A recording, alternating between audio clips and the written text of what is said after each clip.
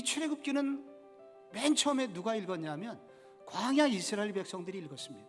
그들은 구원받아 지금 광야에 나와 있고 가나안 땅으로 가고 있는 중입니다. 근데 왜 이렇게 재앙 얘기가 계속 나오냐면 구원은 받았지만 그들의 내면 속에 우상을 섬기고자 하는 요소가 여전히 있었기 때문입니다. 그들은 언제든지 기회만 되면 우상을 섬길 위험성을 가지고 있었기 때문입니다. 여러분, 모세가 시내산에 올라가자마자 그들이 한 일은 무엇입니까? 금송아지를 만들어서 우상 숭배를 했죠. 그들이 가나안 땅에 들어가자마자 한 일이 뭐냐면 바알 우상을 섬겼습니다. 결국 그들은 망했습니다.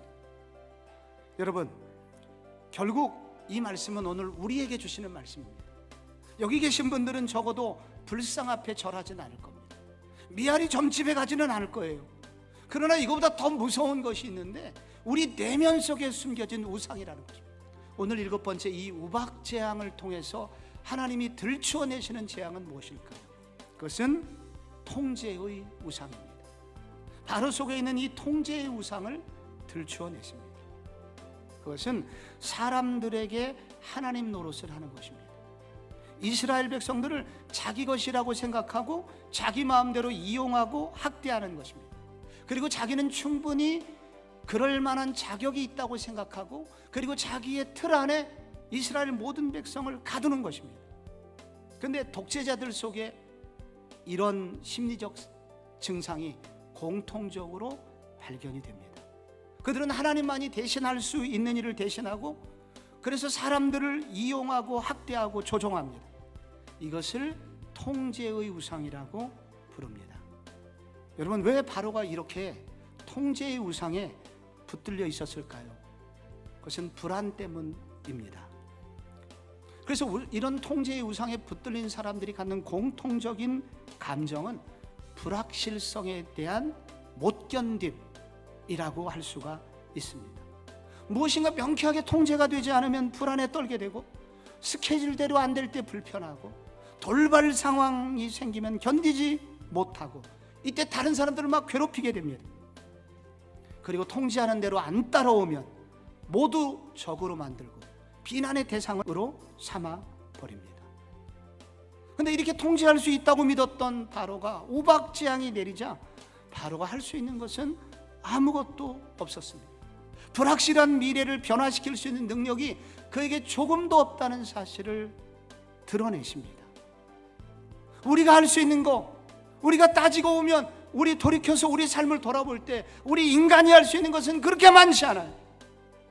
하나님은 이런 재앙을 통해서 우리가 얼마나 연약한 존재인지, 우리 스스로 할 수 있는 것들이 많지 않다는 것을 드러내고 계신다는 것입니다. 그러면 이제 우리는 어떻게 이런 통제의 우상으로부터 벗어날 수 있을까요?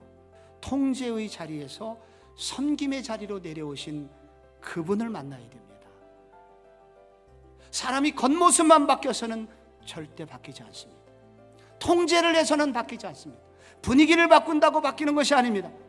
그 속이 바뀌어야 됩니다. 내면이 바뀌어야 됩니다. 내면이 새로워져야 됩니다. 그럼 어떻게 바뀔 수 있겠습니까? 너희 안에 이 마음을 품으라 곧 그리스도 예수의 마음이니 그는 근본 하나님의 본체시나 하나님과 동등됨을 취할 것으로 여기지 아니하신 분이시다. 미국의 유명한 기독교 교육학자 하워드 핸드릭스라는 사람이 있습니다.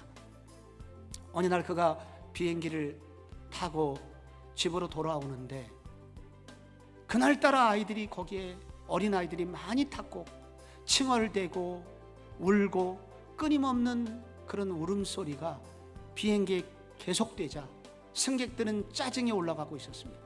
그런데 그때마다 조금도 눈 하나 찡그리지 않고 기쁨으로 고객들을 섬기는 승무원이 있었습니다.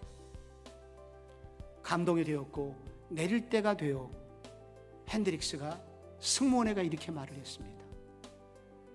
당신 같은 사람을 고용한 이 항공사는 참 복을 받은 곳입니다. 그러자 그 여승무원이 이렇게 말했습니다. 저는 이 항공사를 위해서 일하지 않습니다. 저는 예수님을 위해서 일합니다. 다만 이 회사는 제게 월급을 줄 뿐이죠. 기도하시겠습니다.